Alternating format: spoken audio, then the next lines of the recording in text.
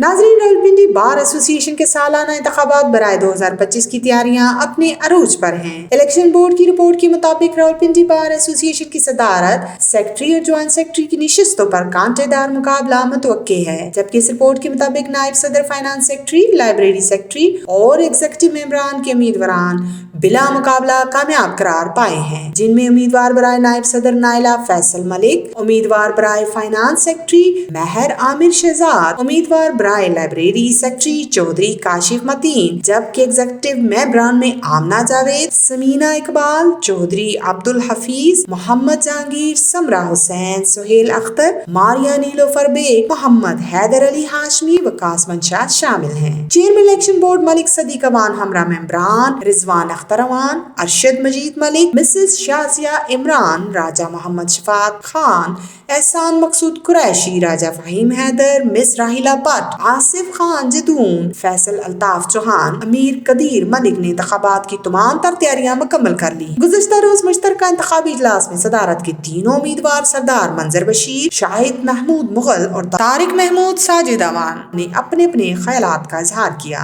और इनका कहना था कि रावलपिंडी बार मुल्क की तीसरी बड़ी बार है जिसको मॉडल बार का दर्जा हासिल है और हम सब वकला के लिए ये एजाज की बात है। हमें इसकी साख को कायम रखना होगा, हमें ईमानतों का अमीन बनना होगा और ऐसे फिलाह व बहबूद के अमूर सर अंजाम देने होंगे कि हमें हमारे जाने के बाद भी याद रखा जाए।